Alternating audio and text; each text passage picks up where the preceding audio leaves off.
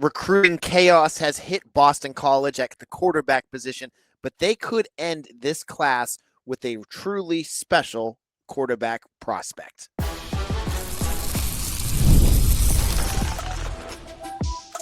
You are Locked On Boston College, your daily podcast on the Boston College Eagles. Part of the Locked On Podcast Network, your team every day. Hello, everyone, and welcome. This is Locked On Boston College, your team every day. I'm your host, AJ Black of Eagle Insider, part of the 247 Network.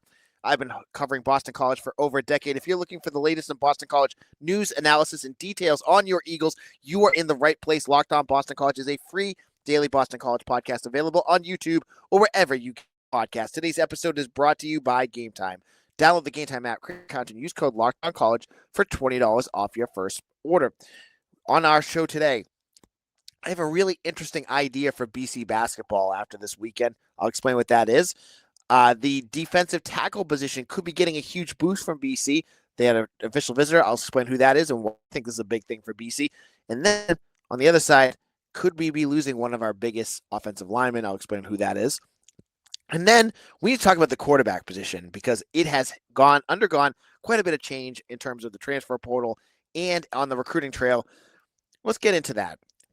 Now, going into this season, BC had two committed quarterbacks in the class of 2026. They had DJ Bordeaux out of Parker, Colorado, and Femi Babalola out of Ravenwood, Tennessee. Now, earlier this month, DJ Bordeaux and BC parted ways. They decided not to continue their recruitment, and Bordeaux will be looking at other schools. I heard it was not just a one-sided thing, and that's just how it's going to be. So, fine, whatever. This weekend, it all got tossed up again with a bunch of different news. So Femi Babalola, who is, I have said, is one of BC's biggest recruits that they landed. I love the potential that he has at the college level. You know, this is a kid with a big frame, can move the ball, has a big arm. Well, he took an official visit to Colorado. And when you're committed and you take an official visit, that's usually not a great sign, because that means that your commitment isn't as steadfast as you may think it was earlier. Now, he went to Colorado. Colorado got trounced by Arizona State, and then Dion went on a tirade after the game saying that he's going to change up everything around his program. So probably not the best thing for him to see. It wasn't like he went and saw, which we'll talk about later, what Brady Bekkenhuis saw. But he did, it didn't go well. But I will say this, Colorado has one thing BC doesn't have, which is loads and loads of money, and they like to blow it as much as they can. Now, to be fair, they can do that, but also they have Julian Lewis, who is, a top 2 or 3 quarterbacks in the class last year. There's not going to be a whole lot of room there. So I still feel BC's in a decent shape with Femi Babalola. I know many of you, I get it. Some of you call me way too optimistic. Maybe I am sometimes. Maybe I am being realistic, though. But I'm not there yet. But who knows? We'll have to wait to see what happens there. The other quarterback news, and this is where it gets positive, is that this weekend, you probably saw me retweet it, Anthony Coellner of Carmel, Indiana, he decommitted from Troy. And you may have seen this and said, who cares, whoever this guy is, right? I saw that and went, whoa, there is some news right there, because Anthony Coellner, I had known Jonathan DiBiase visited him earlier this week. He now is decommitted from Troy, and he's taking an official visit to Boston College today, Monday. He's taking a multiple-day visit to BC. I think he is a very, very good quarterback. He plays for one of the best teams in Indiana. And he has decent offers. I think Maryland's on there. Indiana offered him. So he's had some offers since he's been there. He's 6'2", 200 pounds. He's not the biggest guy, but he can also run. He's mobile. And I've watched a little bit of his film. And I'm not a film guy. I'm not going to pretend that I know everything about film.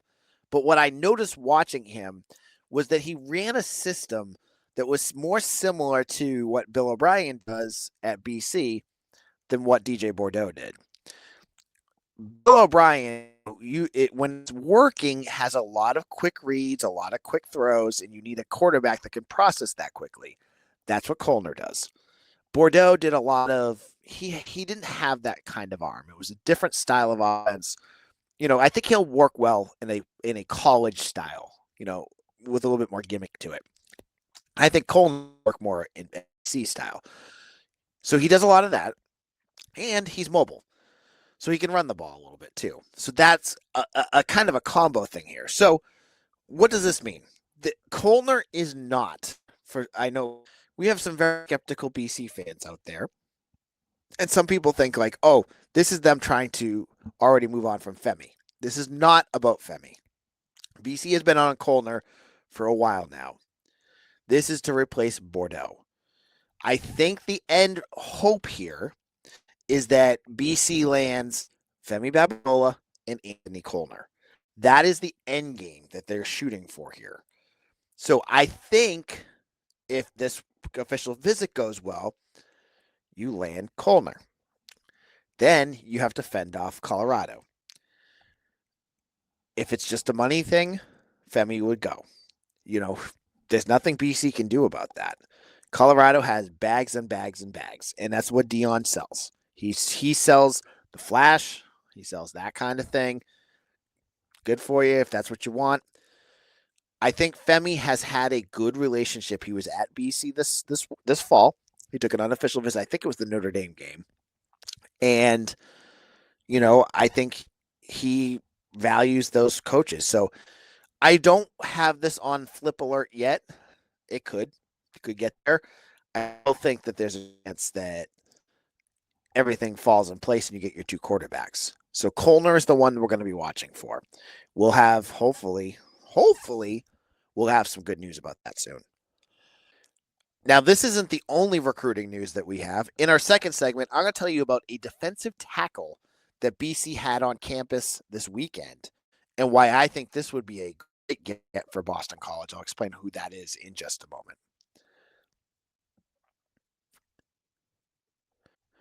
The holiday season is right around the corner, and that means it's time to get your home ready. Whether you need more seating for guests, cozy new linens, or fun serveware for holiday hosting, Wayfair's Black Friday sale is here to help you make your space shine.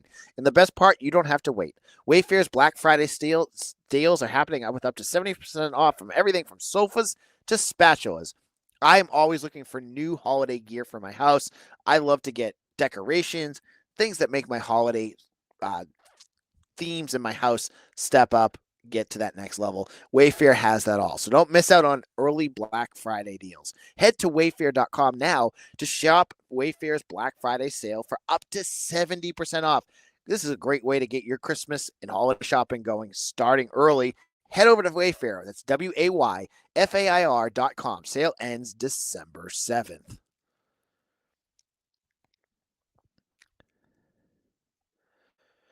This is Locked On Boston College. I am your host, AJ Black of Eagle Insider. Thank you to all my everydayers, all of you who have made Locked On Boston College part of your daily routine.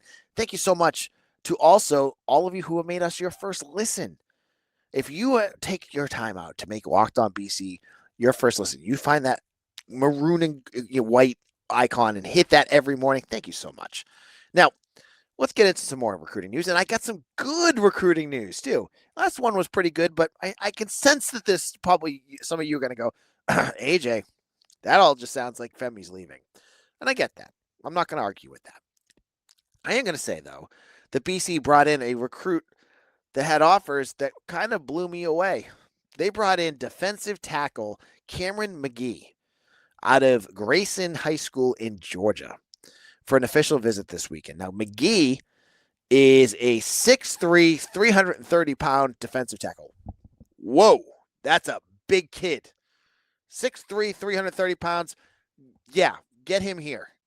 Now, yeah, you get big kids all the time. Some of them aren't coordinated. You don't know their left foot. McGee is not that way because he has taken official visits to Auburn, to Alabama, to Purdue. He has offers from Georgia, LSU, Michigan, Miami. You name it, he's been offered by them. So why is he looking at BC? Well, I don't know why those schools didn't take him. I honestly don't know. But he plays for Grayson. Grayson is one of the top high schools in the country. They have a stadium, I believe, that probably would rival BC's. Some of the best players in the country play at Grayson. So he has talent around him. He was on an official visit to Alabama just 2 weeks ago. I could tell you why Alabama probably didn't take him. Alabama could take anyone in the world that they want. They probably have like 3 or 4 stars and a handful of 5 stars at defensive tackle that want to play there. They have an abundance of riches. It isn't hard for them to say to this kid who's a 3-star, we don't have enough room for you. That happens all the time. And maybe that's why some of the other big schools don't have it, because they have other big-time recruits that they're going for heavier instead. But that is a perfect opportunity for BC to jump in. The BC defensive line needs talent. They need a lot of talent. And a kid that is 6'3" and 330 pounds and could be a bowling, not just a bowling ball. I think of smaller guys as bowling ball, but a bigger defensive tackle. I'm excited to see that. We just had a big defensive tackle that was 6'3", 300 plus pounds named Cam, and he ended up in the NFL, Cam Horsley. So I like this. I think BC is in good shape. We have to wait to see. There's still one more weekend of official visits, and he's got a laundry list of offers. So maybe there's another school that's looking at him too, and maybe he takes that official visit someplace else this next weekend, and then we end up losing him. You never know, right? You know what's going to happen. But if you add him in with Mac Fitzgerald, Jackson Carlisle, and Gavin Neal, that's good. That gives you 4 defensive tackles to go along with Micah Amadi, and I know they had a second one last year, and I'm totally blanking on his name. Sterling Sanders. That'll give you 6 defensive tackles in the last 2 years. That's that's building depth right there. So I'm all for this. You have spots opening up, go for it. You lost Nyquire Helton. If you lose a wide receiver and replace him with a defensive tackle, you're not gonna hear any complaints from me. I say you win in the trenches. This year you lost in the trenches. You lost on the offensive line, you lost on the defensive line. Let's fix it. You're gonna have to get transfers, you're gonna have to get true freshmen too. And Cameron McGee, that one seems like a good one for BC. Now, let's get some bad news in here too. It's not all sunshine and roses, because this is a Boston College podcast, and most of the time the news is pretty negative. But this weekend, BC Arlington offensive lineman Brady Bekkenhuis, who is rated an 89, who has been committed to this team forever, he took an official visit to Wisconsin, and that's not good either, because as I just said, anytime a player you have committed goes on an official visit to another school, that means they aren't committed all that hard. And while Femi got to watch Arizona State destroy Colorado, Brady got to watch Wisconsin win their second top 25 win since they showed support of Luke Fickell. They stunned Illinois, who was top 25, and stormed the field. He already has video up of them doing it, so I don't feel good about this one. And it's not going to get any better, because next weekend Brady goes to Auburn. So he is clearly looking around. And this is a very, very loose commitment in my mind right now. I'll be honest with you. This one I don't feel very good about at all. So, 2 weekends, him going other places, I still think BC probably will not be done. I still think that there's a chance that they're going to continue. If they lose players, I think they have 5 other offensive linemen already committed. So it's not like they're losing out their offensive line class can take this huge bump to it. I like Brady. I'd love to see him here, but they do have other players. So I think that's important to note as well. But if he leaves, that stinks, because that's one of the top recruits in the state of Massachusetts, and that's something Bill needs to continue to work on. But hey, when you're 1-10, recruiting ain't easy. Recruiting is not an easy thing when you're that bad. So he's got his work cut out for him to keep these guys aboard. At the end of the day, if you end up losing Brady Bekkenhuis and Femi Babalola, that's going to sting a lot. I'm not going to sugarcoat that. you have a few starting offensive men and a very intriguing quarterback. You want to get them here. Hopefully, these are the last of the guys that are looking around because National Signing Day is only a couple weeks away. They're running out of times when they could take official visits. So hopefully this will be it. You never know, though. And hopefully BC is still looking and checking out other teams too, because you've got coaches leaving. Cal just fired Justin Wilcox. You've got other coaches that are struggling. There's got to be other recruits out there that you can still get. It's not all you lose everyone and then go, oh, there's no one left. That's not how it works. There'll be other guys left. So in a moment, BC basketball has an absolutely atrocious weekend. Surprise, right? Well, I'll explain what they need to do in just a moment.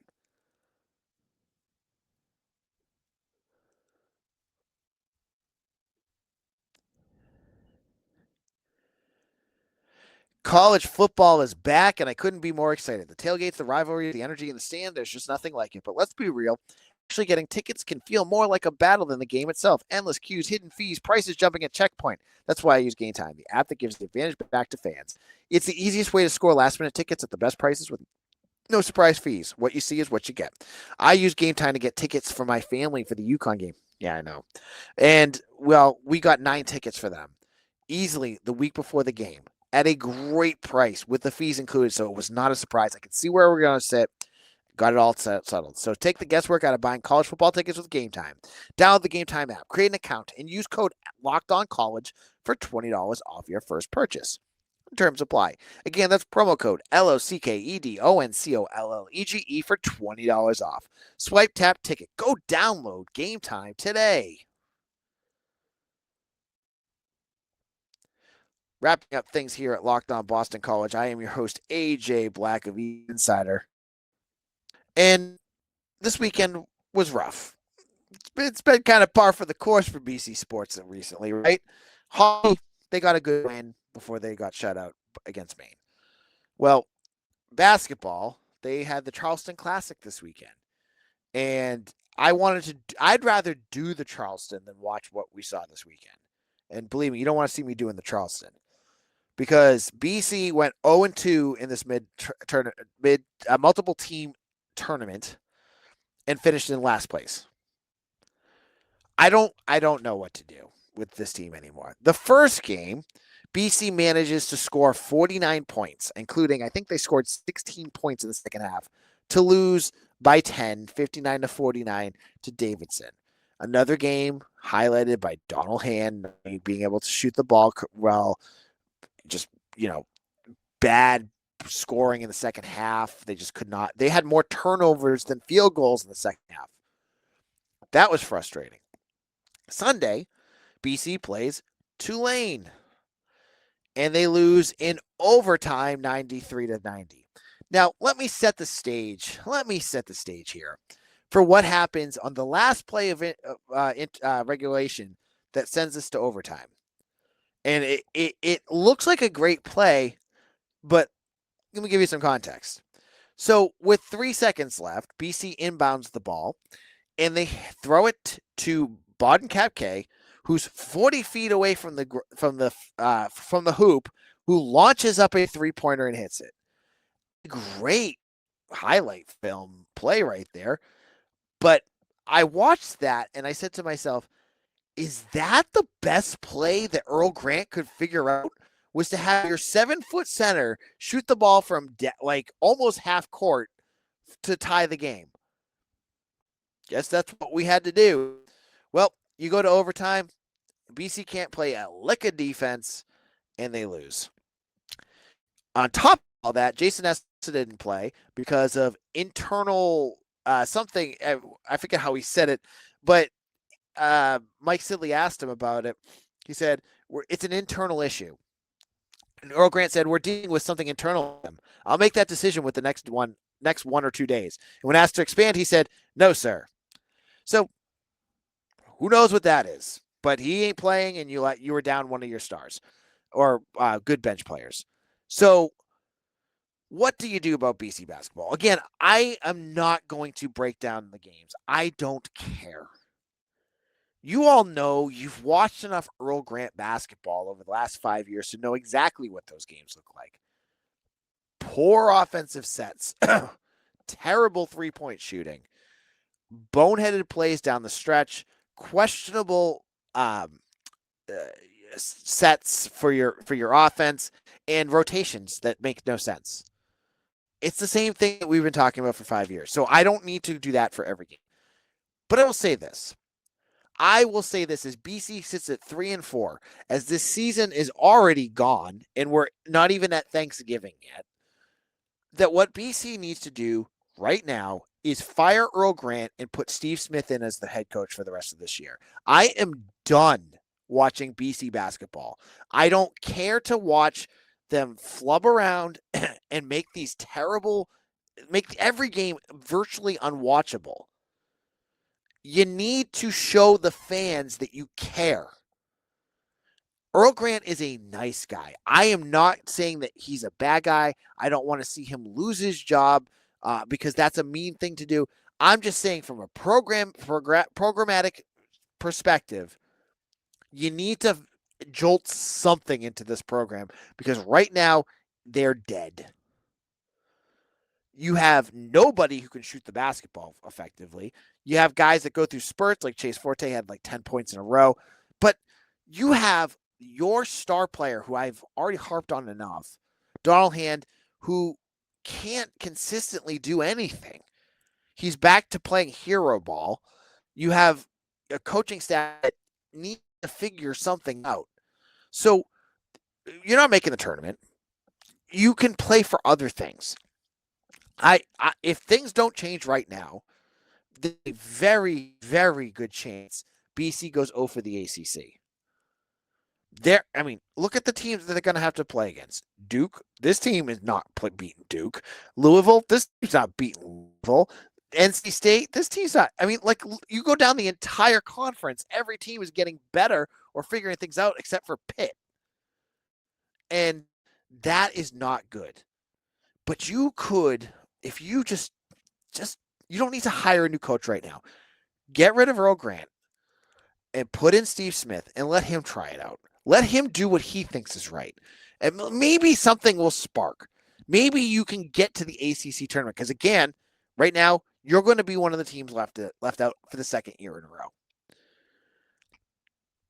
Spark something. Get the fans excited. Do something different.